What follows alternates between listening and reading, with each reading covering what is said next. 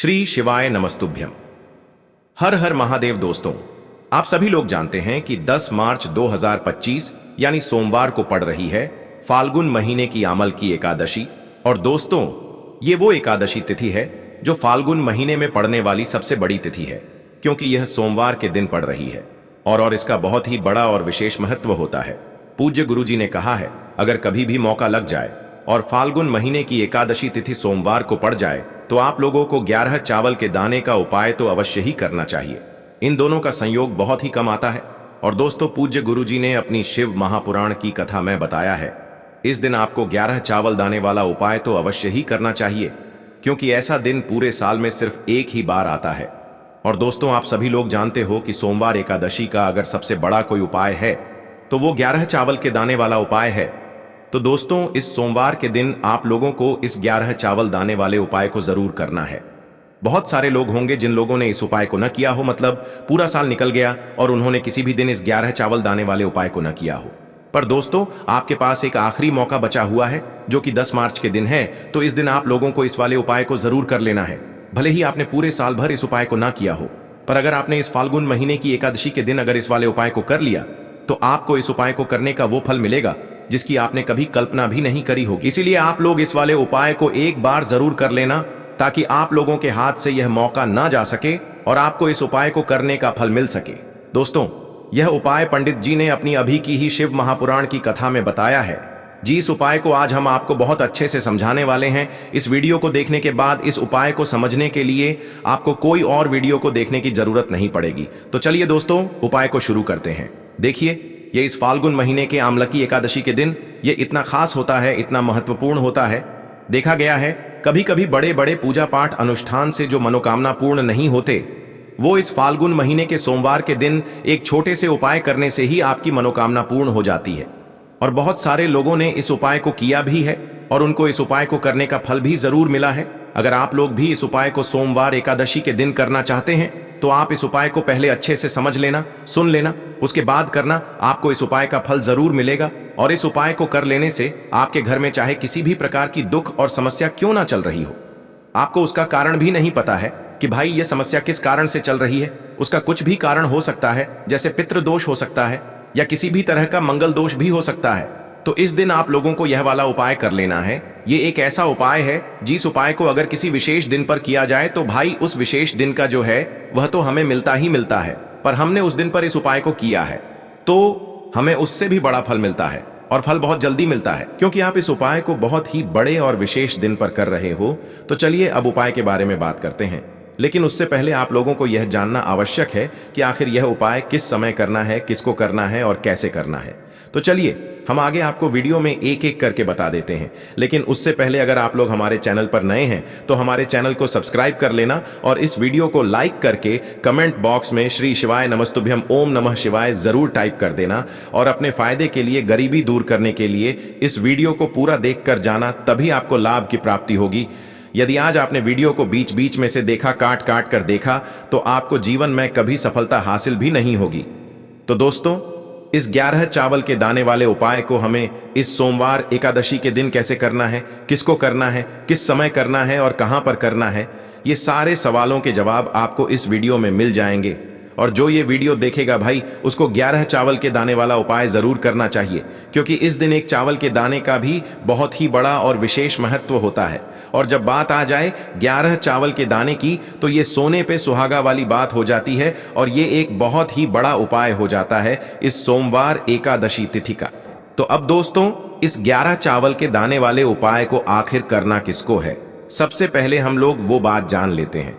तो देखो, घर की जो बड़ी माताएं बहनें होती हैं, उन माताओं बहनों में से कोई भी एक बड़ी माता बहन इस वाले उपाय को कर सकती है। और दोस्तों, अगर आप चाहें तो अपने घर में से सभी सदस्यों को भी इस उपाय को करवा सकते हैं। अगर किसी व्यक्ति की खुद की कोई मनोकामना है, खुद की कोई दुख और परेशानी है जो कि वह अपने लिए ही करना चाहता है इस वाले उपाय को, तो वह खुद अपने लिए भी कर सकता है। बाकी अगर कोई घर में से ऐसा है जो कि अपने पूरे घर परिवार की सुख और शांति के लिए ये वाला उपाय करना चाहता है, तो भाई वह भी कर सकता है, उसमें भी कोई दिक्कत वाली बात नहीं है। कहने का मतलब ये है कि इस उपाय को हर एक सदस्य भी कर सकता है और पूरे घर परिवार के सदस्य के लिए घर की बड़ी माताओं बहनों में से कोई एक माता बहन भी कर सकती है। माताएं बहनें अगर घर में उपस्थित न हो या वो यह वाला उपाय न कर पा रही हो तो फिर घर का कोई बड़ा सदस्य भी इस 11 चावल के दाने वाले उपाय को कर सकता है, चाहे फिर वह पुरुष ही क्यों ना हो, उसमें कोई भी दिक्कत वाली बात नहीं है। अब दोस्तों, इस 11 चावल के दाने वाले उपाय को हमें करना कहां पर है? हमें इसे शिव जी के मंदिर में जाकर करना है। बहुत सारे लोग प्रश्न करते हैं, हर एक उपाय को करते समय क्या हम इस उपाय को घर पर कर सकते हैं? तो इस वाले उपाय को आप घर पर नहीं कर सकते हो। इस वाले उपाय को करने के लिए आपको शिव जी के मंदिर ही जाना पड़ेगा। उसके बाद में दोस्तों जो अगला प्रश्न निकल कर आता है वो यह आता है इस उपाय को लेकर कि आखिर इस उपाय को हमें किस समय करना है, सुबह के समय करना है कि शाम के समय करना है? तो देखो, इस वाले उपाय को आप लोग सुबह के समय भी कर सकते हो और शाम के समय प्रदोष काल में भी कर सकते हो। अब अगर आप पूछो कि भाई सबसे उत्तम समय कौन सा रहेगा इस 11 चावल के दाने वाले उपाय को करने का, तो हम आपसे बस यही कहेंगे कि इस उपाय को आप सुबह के समय करेंगे तो ज्यादा बेहतर होगा। बाकी अगर प्रदोष काल शाम के समय भी करेंगे तो भी अच्छा होगा, उसमें कोई भी दिक्कत वाली बात नहीं है। तो अब दोस्तों जो अगली सबसे बड़ी और महत्वपूर्ण बात आती है वो यह आती है कि सुबह अगर हम उपाय को करेंगे तो हमें कितने बजे से लेकर कितने बजे तक के बीच में करना है, और शाम के समय प्रदोष काल में करेंगे तो हमें कितने बजे से लेकर कितने बजे के बीच में करना है। तो देखो, सुबह जितनी जल्दी हो सके आप उपाय को करने की कोशिश करना। बाकी अगर किसी कारणवश लेट भी हो जाओ, थोड़ी देर भी हो जाए, तो 10 या 11 बजे तक भी आप उपाय कर लेना, पर 12 बजे से ज्यादा देरी न हो, ठीक है? इस बात का ध्यान रखना। उसके बाद में दोस्तों अगर शाम के समय प्रदोष काल की बात करें, प्रदोष काल का जो समय होता है वो शाम के 6 बजे से शुरू हो जाता है। मतलब शाम के 6 बजे से लेकर 7 बजे के बीच का जो समय होता है ये समय प्रदोष काल का समय होता है। पर अभी जो मौसम चल रहा है इस मौसम में जो है शाम बहुत देरी से होती है, तो आप इस उपाय को 7 या 8 बजे के बीच में भी कर सकते हो। मतलब शाम के 6 बजे से रात 8 बजे के बीच में आप कभी भी इस वाले उपाय को कर सकते हो, उसमें कोई भी दिक्कत वाली बात नहीं है। अब दोस्तों यहां पर इस उपाय को लेकर एक और सबसे बड़ी बात यह निकल कर आती है कि इस 11 चावल के दानों को हमें लेना कहां से होता है, और हमें इस उपाय को करने के साथ में क्या और कुछ भी सामग्री ऐसी होती है जो शिव जी के मंदिर लेकर जानी पड़ती है। तो देखो यहां पर हम आपको बता दें, सबसे पहले आप लोग ये जान लो कि यह जो 11 चावल के दाने वाला उपाय है, सिर्फ और सिर्फ आप उपाय की सामग्री लेकर कभी भी शिव जी के मंदिर मत जाना, क्योंकि हमें भगवान के सामने यह नहीं दर्शाना है कि अगर हम भगवान शिव जी के मंदिर आए हैं तो अपने फायदे के लिए आए हैं। तो इसलिए जो भी पूजन सामग्री है उपाय सामग्री है, 11 चावल के दाने, इसके साथ में आपको पूजन सामग्री भी जरूर लेकर जाना है। देखो, अगर सुबह के समय उपाय कर रहे हो तो सीधी सी बात है, 1 लोटा जल तो आप लेकर जाओगे ही जाओगे। वही 1 लोटा जल अगर मिट्टी का जल हो तो बहुत अच्छा रहेगा। मिट्टी का जल कैसे बनाया जाता है इसके लिए हमने पहले से बहुत सारी वीडियोस बना दी है। आपके पास इस दिन एक आखिरी मौका रहेगा मिट्टी का जल शिव जी पर चढ़ाने का और उपाय को करने का। बहुत बड़ा आपको इस दिन फल मिलेगा। तो इसलिए इस दिन हो सके तो भाई मिट्टी का जल चढ़ाना, तो अपने साथ में कम से कम 1 लोटा जल तो आपको लेकर जाना ही जाना है। अगर मिट्टी का जल नहीं है तो घर का जल भी आप इस्तेमाल कर सकते हो। इसके अलावा जो भी पूजन सामग्री है, देखो 11 चावल के दाने ये अलग आपके रहेंगे और जो आपकी पूजन सामग्री रहेगी वो अलग रहेगी। पूजन सामग्री में आप जो भी चीज लेकर जाना चाहे वो लेकर जा सकते हैं, उसमें कोई भी दिक्कत वाली बात नहीं है। वहीं अगर हम बात करें शाम के समय की, तो शाम के समय शिव जी पर जल नहीं चढ़ता है, इसीलिए शाम के समय आप लोग एक दीपक तैयार कर लें जो कि गोल बत्ती का आटे का शुद्ध देसी गाय का घी का होगा, है ना? इस बात का आप लोगों को ध्यान रखना है और इस दीपक को आपको घर से जलाकर नहीं लेकर जाना है, भगवान शिव जी के मंदिर में जाकर ही जलाना है। इस बात का भी आप लोगों को ध्यान रखना है। अब दोस्तों यहां पर हमें इस बात को समझना है कि यह 11 चावल के दाने हमें लेना कहां से है। क्या हमें दुकान से लेकर आना है या हमें अपने घर से लेना है या कहां से लेकर आना है और कौन से चावल लेना है, क्योंकि चावल भी बहुत प्रकार के होते हैं। तो देखो, इन सभी सवालों के जवाब आप लोग एक बात में सुन लो कि भाई ये जो उपाय है, इस उपाय में आपको ये नहीं देखना है कि भाई कौन से चावल है कौन से चावल नहीं है। बस जो भी चावल ले रहे हो वो चावल का दाना सबूत होना चाहिए, मतलब साबुत होना चाहिए, टूटा हुआ नहीं होना चाहिए, कटा पिटा नहीं होना चाहिए। ये बात आपको ध्यान रखना है। बाकी आपका चावल बासमती हो या सादा चावल हो या कोई सा भी चावल हो, उसमें कोई भी दिक्कत वाली बात नहीं है। तो सीधी सी बात है कि आपके घर के रसोई घर में जहां पर आप भोजन बनाते हो, वहां पर जो भी चावल आपके उपस्थित हो, उन चावलों में से अपनी एक कटोरी भर लेना या एक मुट्ठी चावल अलग से निकाल कर रख लेना, क्योंकि हम 11 चावल ही यहाँ पर इस उपाय में लेने वाले हैं। तो हमें यह चावल के दाने गिनकर निकालने पर डढ़ेंगे। इस बात का आप लोगों को ध्यान रखना है। तो अपने उस चावल की कटोरी में से या चावल में से 11 ऐसे चावल के दाने आप लोग निकाल लो जो कि टूटे हुए ना हो, कटे पिटे ना हो, जिनमें कोई दाग ना लगा हुआ हो, है ना। अच्छे साबुत चावल के दाने 11 दाने आप लोग निकाल कर रख लो और इन्हें किसी भी एक कागज की पुड़िया में या किसी एक छोटी सी कटोरी में आप लोग रख लो, ताकि यह सुरक्षित रहे। आपके एक भी चावल का दाना इधर उधर ना हो और आपका उपाय भी पूरा अच्छे से हो जाए।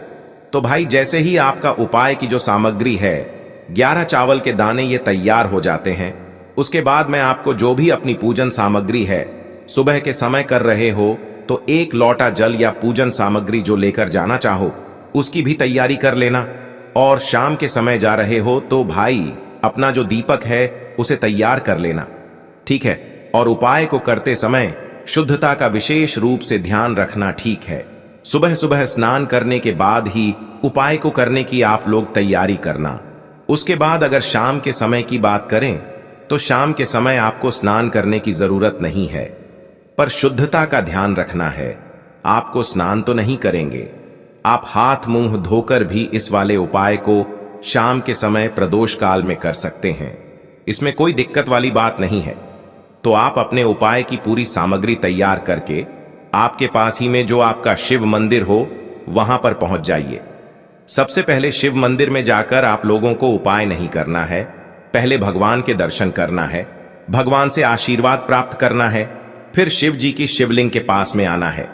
शिवलिंग के पास में आने के बाद आप जो पूजन सामग्री लेकर आए हुए हैं, जैसे कि सुबह गए हुए होंगे तो 1 लोटा जल और जो भी पूजन सामग्री लेकर आए हैं, आप उनसे भगवान शिव जी की पूजन कीजिए। सबसे पहले तो 1 लोटा जल ही चढ़ेगा, उसके बाद में आपकी पूजन सामग्री चढ़ेगी। उसके बाद में अगर दोस्तों शाम के समय अगर आप इस उपाय को कर रहे हो तो अपने साथ में कम से कम एक जो दीपक है गोल बाती का जो आप अपने साथ में लेकर गए हो, उस दीपक को मंदिर में जाकर अपनी माचिस से जलाना है और उस दीपक को शिवलिंग के पास में रखना है, ठीक है। इस दीपक को रखने के बाद ही आप लोगों को अपना ये वाला उपाय शुरू करना है। और दीपक को ज्यादा पास में मत रखना, वैसे भी गर्मी पड़ रही है, भगवान शिव जी को आंच नहीं लगनी चाहिए, है ना। तो भाई जैसे ही आपकी पूजा अर्चना हो जाती है, आप भगवान शिव जी को प्रसन्न कर लेते हैं।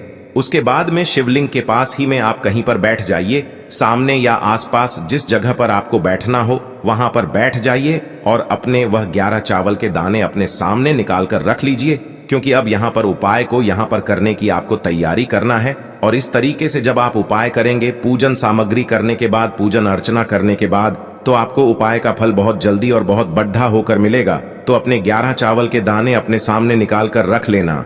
और यह जो उपाय है यह आपकी सीधे हाथ की हथेली से होगा, इसलिए इस बात का भी विशेष रूप से ध्यान रखना है। तो सीधे हाथ की हथेली का प्रयोग करके ही आप लोग अपना इस वाले उपाय को करना। अपने सामने जो भी आपकी कागज की पुड्डियां है उसको खोल कर रख लो, या कटोरी है तो भाई उसे अपने सामने रख लो और अपने वह 11 चावल के दाने निकाल लो, ठीक है। उसके बाद में दोस्तों अब आपको क्या करना है कि शिवलिंग आपके सामने होगी, तो आपने वह 11 चावल के दाने एक एक करके आपको शिव जी के शिवलिंग के ऊपर चढ़ाना है। कहां पर चढ़ाना है? शिवलिंग के ऊपर चढ़ाना है और कहीं पर भी नहीं चढ़ाना है। आपको अपने हथेली से तो शिवलिंग के ऊपर चढ़ना है, भले ही फिर वो अपने आप जलाधारी पर गिर जाए या मतलब वहीं पर गिर जाए, उसमें कोई दिक्कत वाली बात नहीं है, पर आप चढ़ाओ शिवलिंग के ऊपर ही। तो आपको क्या करना है, अपना पहला चावल का दाना उठाना है, श्री शिवाय नमस्तुभ्यम बोलना है और शिवलिंग पर चढ़ा देना है। इसी तरीके से दूसरा चावल का दाना उठा है, शिवलिंग पर चढ़ाना है और मंत्र बोल देना है। और फिर तीसरा चावल का दाना उठाना है, श्री शिवाय नमस्तुभ्यम बोलना है और चढ़ा देना है। इसी प्रकार से आपको पूरे 11 चावल के दाने एक एक करके शिव जी के शिवलिंग के ऊपर चढ़ाना है और भगवान से प्रार्थना करते जाना है। मतलब प्रार्थना तो आपको आखिरी में करना है, पर हर एक चावल के दाने को चढ़ाते समय श्री शिवाय नमस्तुभ्यम जरूर बोलना है। उसके बाद ही में यह चावल का दाना शिवलिंग के ऊपर आपको चढ़ाना है। जैसे ही आपके 11 चावल के दाने शिवलिंग के ऊपर चढ़ जाते हैं तो भाई उसके बाद में आपको क्या करना है, भगवान से अपनी मनोकामना बोलना है। मनोकामना भी कब बोलना है, जब आपका 11 चावल का दाना आपके सीधे हाथ की हथेली में हो और आप उसे चढ़ाने के लिए जा रहे हो। श्री शिवाय नमस्तुभ्यम बोलकर उस आखिरी चावल के दाने को शिवलिंग के ऊपर चढ़ा देना और भगवान से फिर अपनी वह मनोकामना बोल देना, जिस मनोकामना के लिए आप लोग अपना यह वाला उपाय कर रहे हो। जिस भी दुख और परेशानी के लिए आप लोग अपना यह वाला उपाय कर रहे हो, उसके बाद में जैसे ही आप अपनी मनोकामना बोल देते हो, आपका यह वाला उपाय पूरा हो जाता है। पर दोस्तों, उपाय को करने के बाद आप लोगों को 2 मिनट भगवान शिव जी के मंत्र का जाप जरूर करना है। और मंत्र का जाप करने के बाद भगवान से एक और बार प्रार्थना करना है अपनी मनोकामना के लिए या अपनी जो भी दुख और परेशानी है उसके लिए। इसके बाद में आप लोग भगवान को देखकर, भगवान से प्रार्थना करके, उनसे आशीर्वाद लेकर वहां से उठ सकते हैं और अपने घर पर जा सकते हैं। बस दोस्तों, यहां पर यह वाला उपाय पूरा हो जाता है। इस तरीके से जो भी व्यक्ति छोटी छोटी चीजों का ध्यान रखते हुए इस 11 चावल के दाने वाले उपाय को करेगा, निश्चित सी बात है उसे उसकी मनोकामना जल्द ही पूर्ण होगी और जो भी दुख और परेशानी है वो भी बहुत ही जल्दी दूर होंगे। और दोस्तों, अगर आपको हमारी ये वीडियो पसंद आई हो तो हमारे इस वीडियो को लाइक और चैनल को सब्सक्राइब जरूर करें। हर हर महादेव, ओम नमः शिवाय। को लेना है एक गोल बाती का दीपक। आप चाहें तो मिट्टी का ले सकते हैं या फिर घर से शुद्ध आटा मढ़कर उसका दीपक आप तैयार कर सकते हैं। इसके बाद आपको लेना है शुद्ध गाय का घी। अगर वो नहीं है तो कोई भी देसी घी इस्तेमाल कर सकते हैं, जिससे आपको दीपक प्रज्वलित करना है। देखो, अब ये सब सामग्री लेकर आपको जाना है प्रदोष काल में आपके घर पर तुलसी जी के घेरे के पास में। देखो, ये उपाय तो आपको अवश्य करना है। देखो, वहां पहुंचकर सबसे पहले वो दीपक आपको प्रज्वलित कर देना है और ओम नमो भगवते वासुदेवाय नमः का 11 बार जाप करना है। उसके बाद आपको अपने सीधे हाथ में थोड़ी हल्दी लेकर उस दीपक में अपना नाम और गोत्र बोलते हुए डाल देना है। उसके बाद माता लक्ष्मी से आपको प्रार्थना करना है कि हे महालक्ष्मी, हमारी सभी दुख तकलीफों को दूर करो। हे महादेव, हमारे सब दुख कष्टों को खत्म करो। इस भावना से आपको ये उपाय करना